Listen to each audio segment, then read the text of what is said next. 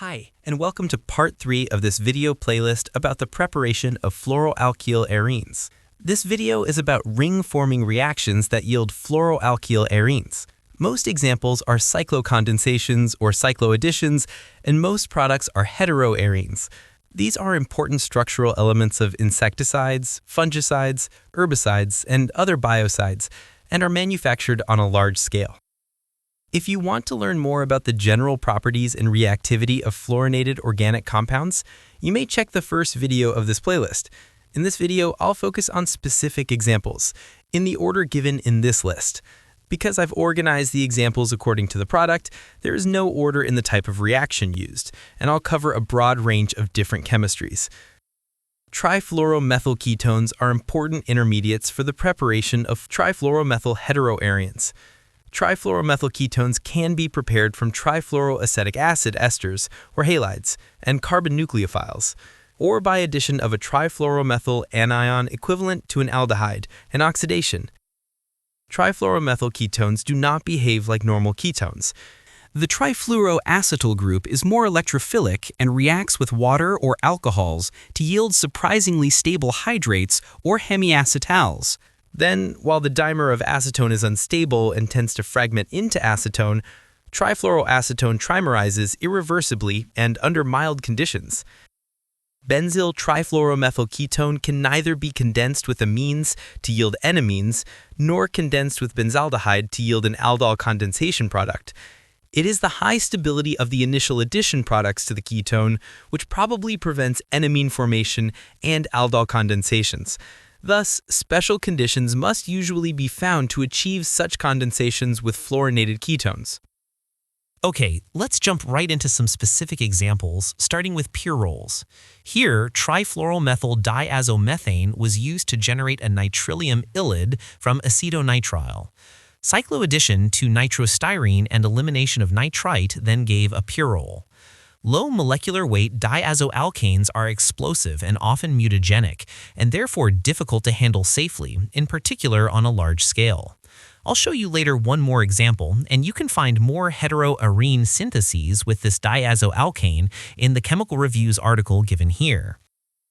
Another way to prepare trifluoromethyl pyrroles is by electrophilic trifluoromethylation of butynylamines. Here, such an intermediate was generated in situ from a nitroenine and toluidine. Anilines can also be converted into trifluoromethyl pyrroles by intermediate sulfoxonium ylides. Here, acylation with trifluoroacetic acid and deoxychlorination with triphenylphosphine and carbon tetrachloride first yielded a chlorinated imine. These imines are valuable intermediates and will appear in some other examples later. Displacement of chloride with the anion of trimethyl sulfoxonium iodide gave an ylide which reacted with terminal alkynes to the target pyrroles. One side reaction was oxidative dimerization of the alkyne. Trimethyl sulfoxonium iodide is prepared from DMSO and methyl iodide. Pyrroles are reactive and unstable, and few target products contain pyrroles. More relevant are indoles. Here, a trifluoromethyl indole was prepared by palladium catalyzed arylation of ethyl acetoacetate with a bromophenylchloroimine. Nucleophilic cleavage of the ketone then yielded the final indole. Coupling of the starting material of the previous example with an alkyne would yield the starting chloroimine of this example. This compound could be cyclized to an indole by palladium-catalyzed hydration of the triple bond. This example is related to the McMurray reductive dimerization of ketones with elemental titanium. Normal amides do not undergo this reaction, but oxalamides are sufficiently electrophilic and do react with mixtures of zinc and titanium tetrachloride as expected. Indoles have also been prepared by alkylation of anilines with trifluoromethyl epoxides, as shown here. Dehydration with thionyl chloride of the intermediate indoline then yielded indoles. The required epoxides were obtained by standard epoxidation of enol ethers. These epoxides were surprisingly stable because of the carbocation destabilizing effect of the trifluoromethyl group. The enol ethers were prepared by Wittig reaction with ethyl trifluoroacetate, Again, a reaction that only works because of the electron withdrawing effect of the trifluoromethyl group. Simple esters like ethyl acetate do not react with phosphorus ylides. Treatment of terminal alkynes with trifluoromethyl copper in the presence of air yields trifluoromethyl alkynes by a mechanism related to the copper-catalyzed oxidative dimerization of alkynes. I have discussed this reaction in my videos about the preparation of alkynes. In this example, the intermediate trifluoromethyl alkyne cyclizes cleanly to an indole. Imidazoles are among the most stable heteroarenes known and important structural elements of drugs and agrochemicals. Here, cyclocondensation of a chloroamine with a deprotonated glycine-derived amine and oxidation with silver oxide gave a high yield of a polysubstituted imidazole. Chlorinated amines with a trifluoromethyl group at nitrogen can be prepared from nitriles and iodonium chlorides as shown here. Cycloaddition with isonitriles then yielded imidazoles. Thiazoles are often prepared from thioureas or thioamides and alpha-haloketones. This strategy also works with trifluoromethyl ketones, but dehydration of the thiazoline requires a higher reaction temperature than with simple non-fluorinated ketones. In this example, the thiazoline was obtained in high yield when the hydrobromic acid was neutralized with a base. Aromatization was achieved by heating the thiourea with the bromoketone without any base to 100 degrees Celsius for 10 hours. One common strategy to prepare pyrazoles is by cyclocondensation of hydrazines with 1,3-diketones or beta-keto esters. This here is an optimized synthesis of the anti-inflammatory celecoxib. Dehydration in this case proceeded under mild conditions, and the desired product was obtained with high regioselectivity. Unfortunately, such selectivities are difficult to predict and to achieve. In this preparation of celecoxib, no 1,3-diketone but an enone was used as starting electrophile.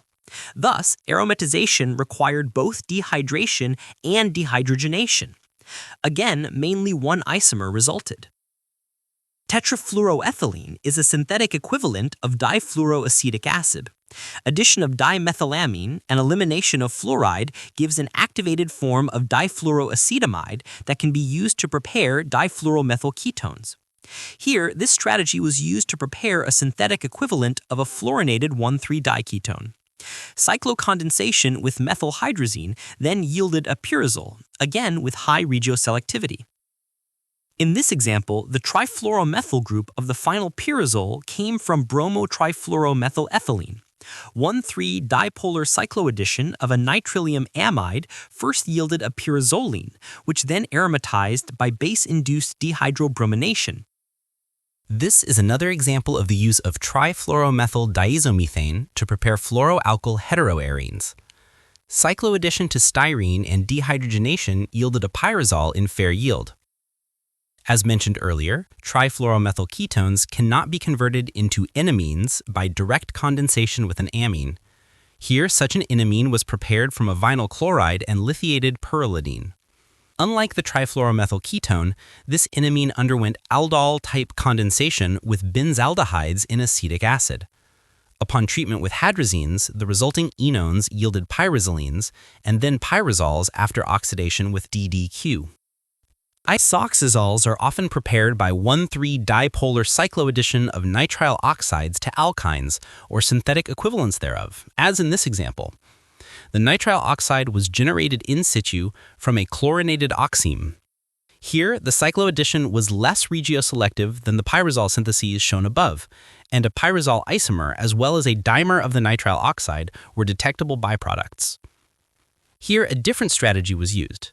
Heating a mixture of an enone with sodium trifluoromethane sulfonate and an excess of trip-butyl nitrite yielded an isoxazoles, which then aromatized by thermal dehydration. One possible mechanism would be addition of a trifluoromethyl radical to the enone. The new benzylic radical would add to the nitrite and then oxidize the sulfonate to generate a new trifluoromethyl radical. Elimination of tert butoxide would then yield the isoxazoles.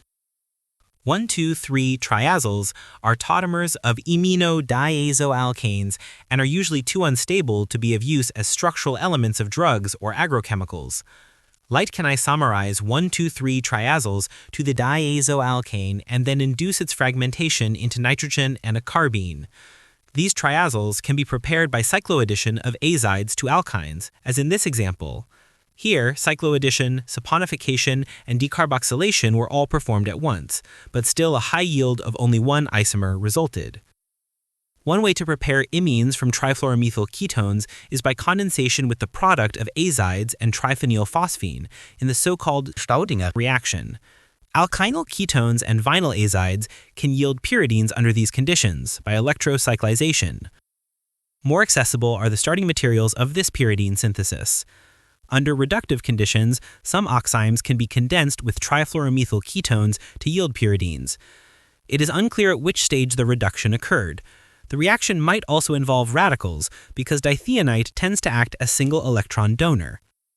A valuable reagent for the preparation of trifluoromethyl heteroarenes is the aminium salt formed by Volsmeyer reaction of trifluoropropionic acid with DMF. Cyclocondensation of this salt with enamines gave 3 trifluoromethyl pyridines. Cyclocondensation of enamines with alkynyl trifluoromethyl ketones, on the other hand, yielded 2 trifluoromethyl pyridines. This is an optimized preparation of a 2-trifluoromethyl pyridone. The first acylation step did yield some byproducts, including an enamine acylated at carbon. Claisen-type cyclocondensation, acid-mediated hydrolysis, and decarboxylation then gave the final product. The starting enamine was prepared by heating a mixture of the sodium salt of ethyl trifluoroacetoacetate with ammonium acetate and acetic acid. Another strategy is cyclocondensation of malonamide with ethoxyvinyl trifluoromethyl ketone. The latter is an important intermediate for the industrial manufacture of trifluoromethyl pyridines and pyridones. Here, again, hydrolysis and decarboxylation yielded the target product. Isonitriles prepared from 2 aryl anilines can be cyclized to trifluoromethyl phenanthridines with sodium trifluoromethane sulfonate and tert-butyl hydroperoxide. This is again a radical chain reaction with trifluoromethyl radicals as intermediates. Because radicals are short-lived, the concentration and the rate of addition of reagents can be critical. Here, with a large excess of reagents, a high yield of phenanthridine was obtained, because this product does not react further with trifluoromethyl radicals. Trifluoromethyl pyrimidines have been obtained by reaction of trifluoropropenyl sulfonyl imines with cyanamides. This can be viewed as a Diels-Alder reaction followed by elimination of toluene sulfonate. The starting amines were obtained from bromoacetylarenes by Wittig reaction with trifluoroacetaldehyde, followed by condensation with tosylamide. Perhaps these imines do also react with Olefins or alkynes to 4-trifluoromethylpyridines. In this example, 2 isomers of a pyrimidone were prepared from the same starting material just by choosing different reagents and reaction conditions. Particularly remarkable is the upper reaction with methylurea. Ureas are unreactive and will only react with strong electrophiles. Trifluoromethyl pyrones have been prepared by Lewis acid-catalyzed 2+2 cycloaddition of alkynyl ketones to ethyl trifluoroacetoacetate. Cleavage of the initially formed cyclobutenes and lactinization then yielded the target products. Pyrones are also formed by Michael addition of ester enolates to trifluoromethyl enones, as in this example. Pyrones are only rarely the final target product, but are interesting intermediates. Heating with alkynes, for instance, can bring about a Diels-Alder reaction, and retro-Diels-Alder fragmentation can then yield substitute benzenes. Here are some more references, which you can also find in the description of this video.